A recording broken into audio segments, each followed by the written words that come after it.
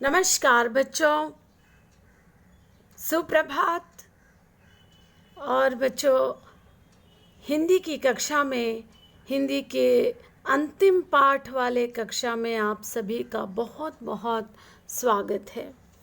बच्चों, आज नया पाठ मैं शुरू कर रही हूँ। ये जो मेरी आज की जो वीडियो है बच्चों, 10C में भी जाने वाली है, इसलिए मैंने स्टॉप कर दिया टोपी Shukla. I will continue after finishing कारतूस। ठीक है बच्चों, तो चलिए, आज हमारा एक पाठ है जिसका नाम है कारतूस, कक्षा 10वीं के लिए, जिसके लेखक हैं हबीब तनवीर और प्रस्तुति मेरे द्वारा।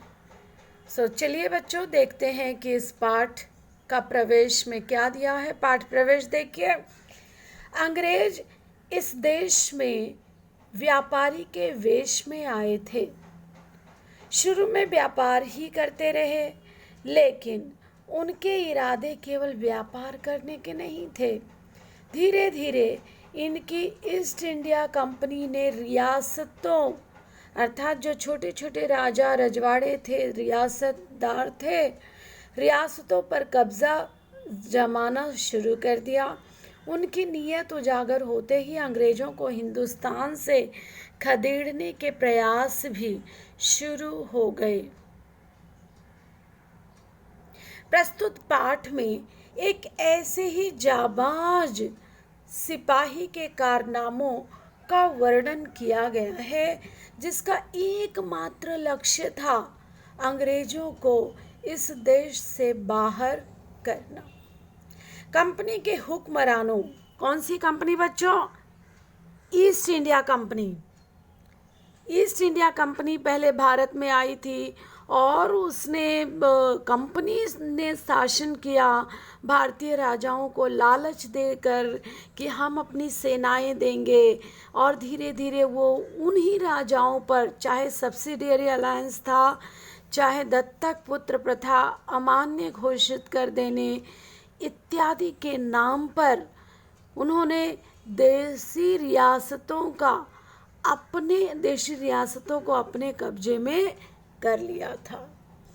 हुक्मरानों की नींद हराम कर देने वाला यह दिलेर इतना निडर था कि शेर की मांद में पहुंचकर उससे दो दो हाथ करने की मानिंद कंपनी के बटालियन के खेमे में ही नहीं आ पहुंचा, बल्कि उनके कर्नल पर ऐसा रौब गालिब किया, ऐसा रौब जमाया कि मुंह से भी वे शब्द निकले जो किसी शत्रु या अपराधी के लिए तो कभी नहीं बोले जा सकते थे। बच्चों, आज हम एक ऐसे ही नायक की कहानी, ऐसे ही हीरो की कहानी इस पाठ में पढ़ने वाले हैं।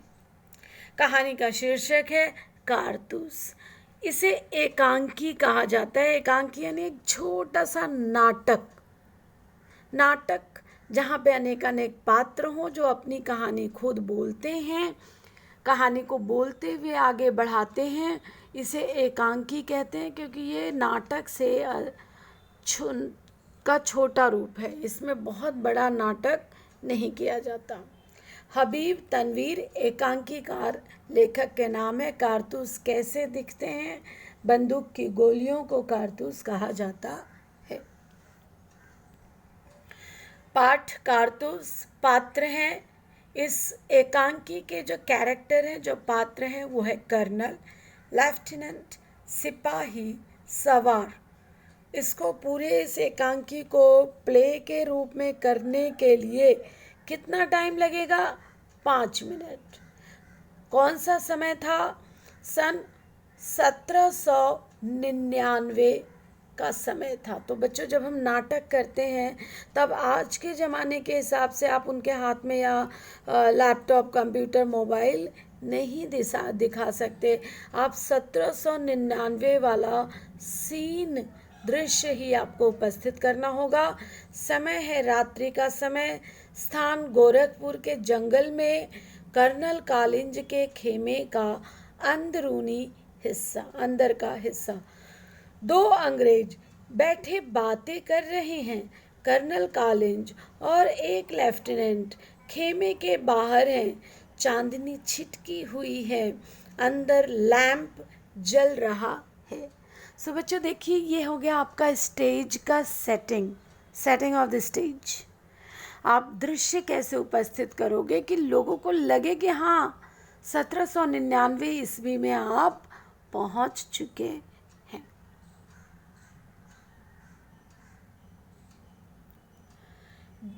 अब बच्चों चलिए थोड़ी सी इतिहास की जानकारी ले लेते हैं। जब ये पाठ पढ़ रहे हैं, क्या ये फिक्शन है? नहीं, इतिहास पर आधारित ये पाठ है। During the 139 years of Awadh reign, following rulers ruled. नवाब वजीर ऑफ अवध। फोर्थ देखिए, नवाब आसिफउद्दौला कब से कब तक? उनका समय था 1775 से लेकर के 1797 एडी। नवाब वजीर अली खान का समय देखिए, उनका समय देखिए बच्चों,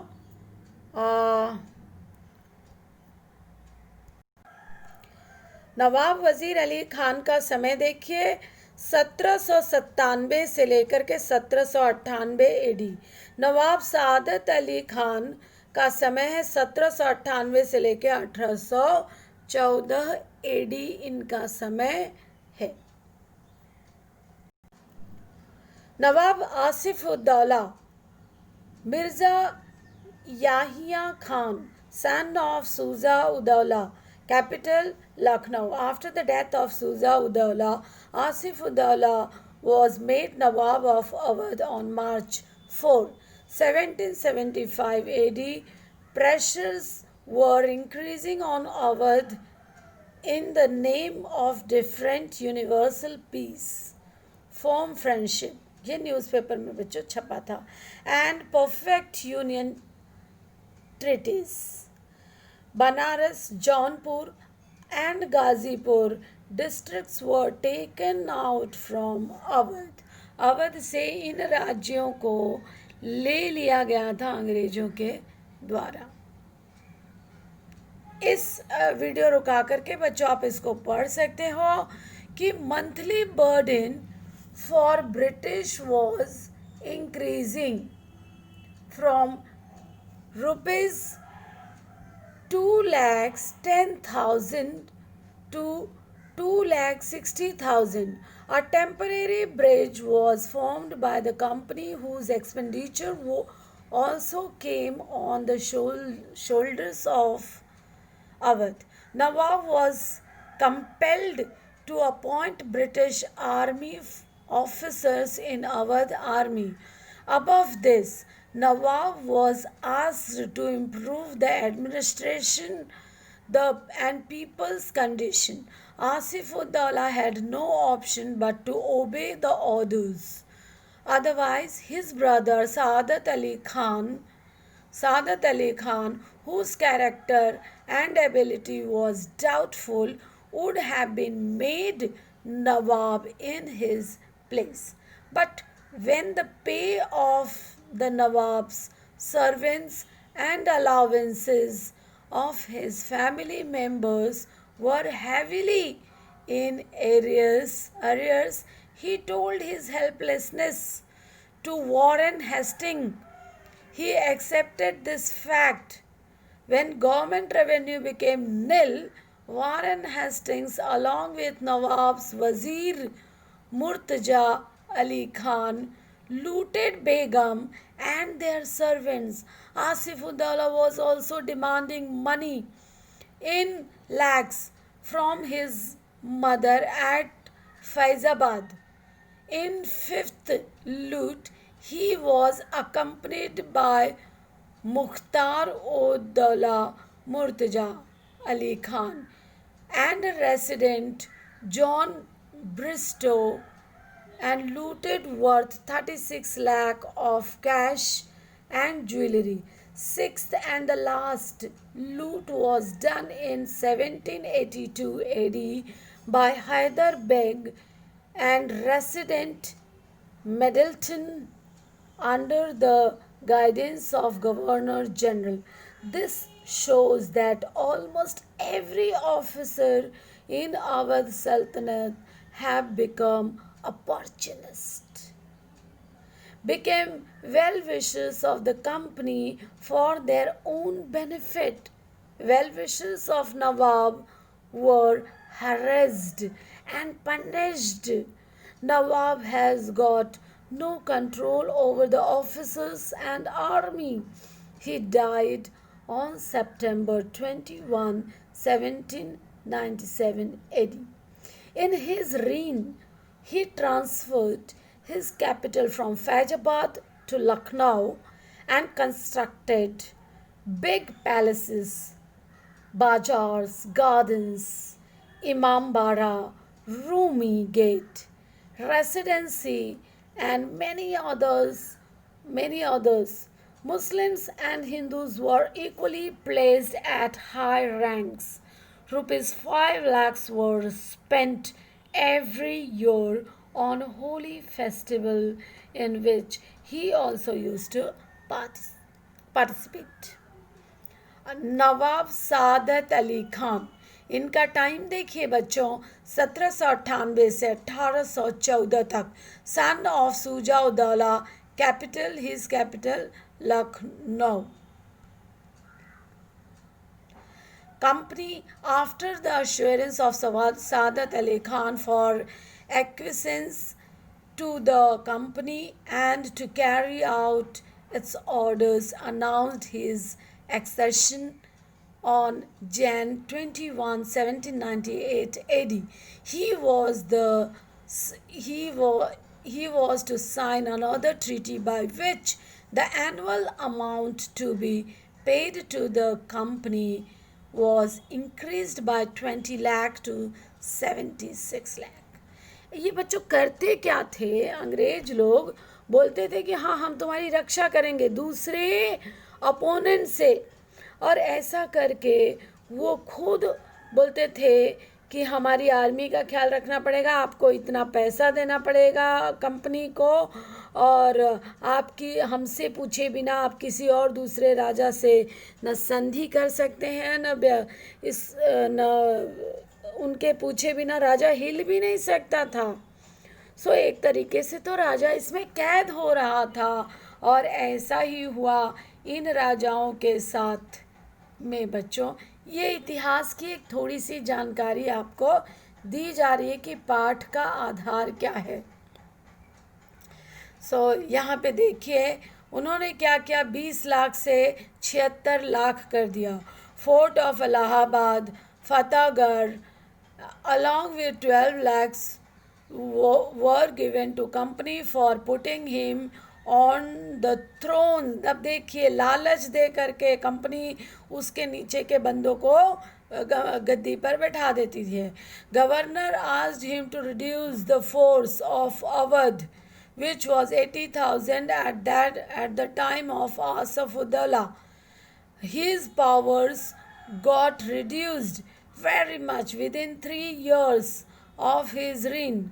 He became unable to pay the dues to the company. On November 10, 1801 AD, company has taken half of the Awadh after his signature. Company got the area of Ruhelkhand, Farrukhabad, Mainpuri जो अभी मुलायम सिंह का शासनकाल चलता है, मैनपुरी उनकी एरिया कही जाती है, इटावा भी उनकी एरिया कही जाती है, कानपुर, फतेहगढ़, इलाहाबाद, आजमगढ़, बस्ती and Gorakhpur, from where Awadh was getting an income of rupees 3 crores. सोचिए उस समय पे Saadat Ali Khan had changed his way of life. No hunting, no wine, no women. Now he was a responsible ruler. He by his able management and extraordinary caliber, brought again happiness in his reduced Awadh. He also encouraged poets, writers, and artists. He died on July 11, 1814 AD. नवाब वज़ीर अली खान, जो उसका ही बेटा है जिसकी कहानियाँ अभी हम बच्चों पढ़ने वाले हैं, adopted son of Asafuddaula, mother और servant of harem, capital Lucknow. बच्चों, पहले के ज़माने में एक जो बादशाह होते थे वो हैरम यानी कि जहाँ पे रानी रनिवास होता था, वहाँ पे उनकी बहुत सारी रानियाँ वगैरह हुआ करती थी।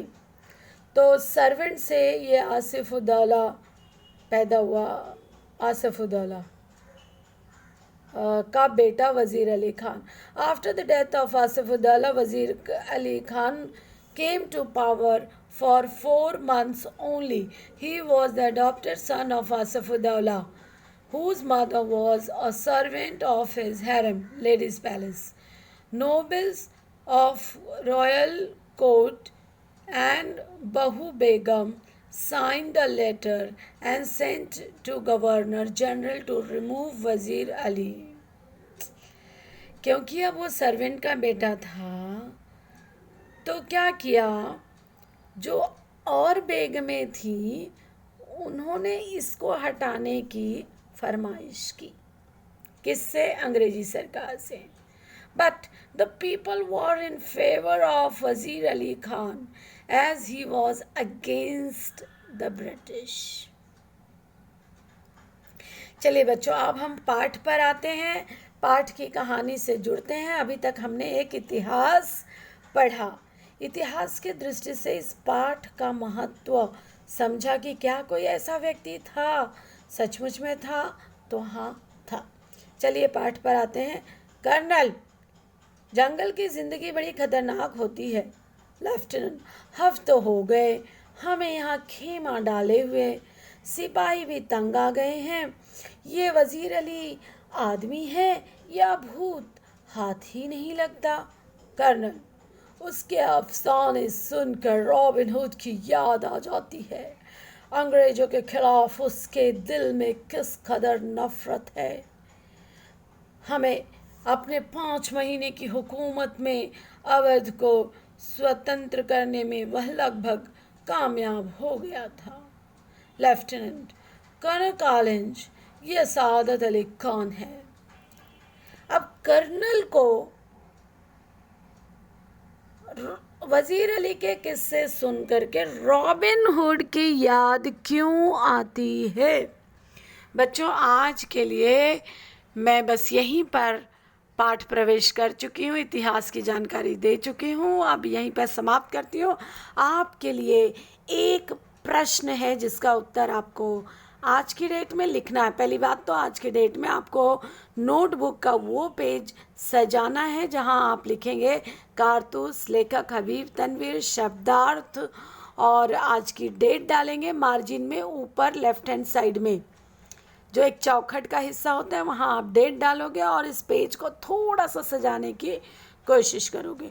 वो कोशिश करने के बाद बच्चों शब्दार्थ लिखोगे। शब्दार्थ लिखने के बाद में बच्चों आपको इस प्रश्न का उत्तर लिखना है कि कर्नल को वज़ीर अली के अफसाने सुन करके रॉबिन हुड की याद क्यों आती है। So it is basically a comparison between robin hood and वज़ीर अली। रॉबिन हुड गरीबों को देता था, गरीबों के साथ रहता था, उनकी मदद करता था और अमीरों को लूटता था। इसी तरीके से वज़ीर अली अंग्रेज़ों को लूटता था, परेशान करके हिंदुस्तान को, अवध को मुक्त करना चाहता था ब्रिटिश शासन पद्धति से। इसलिए हिंदुस्तानी उसे प्यार करते हैं जैसे गरीब रॉबिन हुड को प्यार करते थे। धन्यवाद बच्चों, आज के लिए बस इतना ही। आगे की कक्षा में कल कराऊंगी।